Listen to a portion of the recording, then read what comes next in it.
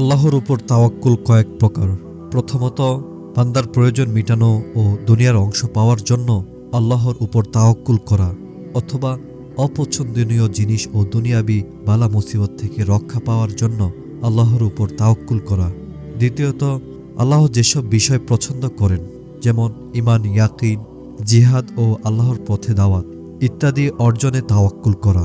এই দু প্রকার তাওয়াক্কুলের মধ্যকার পার্থক্য আল্লাহ ব্যতীত কেউ গণনা করতে পারবে না। কেননা বান্দা যখন যথাযথভাবে দ্বিতীয় প্রকারের তাওয়াক্কুল করবে, তখন তার প্রথম প্রকারের সব প্রয়োজন পুরোপুরিভাবে মিটে যাবে। আর যদি বান্দা প্রথম প্রকারের তাওয়াক্কুল করবে, তখন তার জন্য যদিও দ্বিতীয় প্রকারের তাওয়াক্কুল যথেষ্ট হবে, তবে আল্লাহ যেসব কাজ পছন্দ করেন ও যে কাজে তিনি সন্তুষ্ট হন ইত্যাদি কাজে তাওয়াক্কুলকারী যে মর্যাদা রয়েছে, সে মর্যাদা প্রাপ্ত হবে না। আল্লাহর উপর সর্বোচ্চ তাওয়াক্কুল হল হেদায়েত প্রাপ্তির জন্য আল্লাহর উপর তাওয়াক্কুল করা, হেদায়েতকে শিরক ও বেদাত মুক্ত করা, রাসূল সাল্লাল্লাহু আলাইহি ওয়াসাল্লামকে অনুসরণ করা ও বাতিলের বিরুদ্ধে জিহাদ করা ইত্যাদির জন্য একমাত্র আল্লাহর উপর তাওয়াক্কুল করা।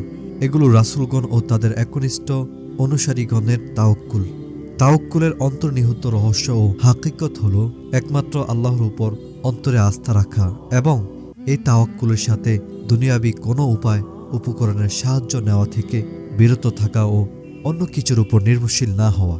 যেমন ব্যক্তি এই কথা কোনো উপকারে আসবে না যদি সে এভাবে বলে, আমি আল্লাহর উপর তাওয়াক্কুল করলাম, সাথে অন্যের উপর নির্ভরশীল হলাম, তার উপর আস্থা রাখলাম ও তার উপর বিশ্বাস স্থাপন করলাম। সুতরাং জবানের তাওয়াক্কুল আর অন্তরের তাওয়াক্কুল দুই জিনিস। যেমন অন্তরে বারবার গুনাহ করার ইচ্ছা পোষণ করে জবানের তওবা এবং অন্তরের তওবা যদিও জবানে উচ্চারণ না করে, দুই জিনিস। যেমন বান্দার কথা আমি আল্লাহর উপর তাওয়াক্কুল করলাম, সাথে অন্যের উপর অন্তরে আস্থা রাখলাম, এই কথা যেমন কোনো কাজে আসবে না, তেমনিভাবে বান্দার কথা আমি আল্লাহর কাছে তওবা করলাম আর সে অন্তরে বারবার গুনাহে লিপ্ত হওয়ার ইচ্ছা পোষণ করে, তাহলে তার এই তওবা কোনোই কাজে আসবে না।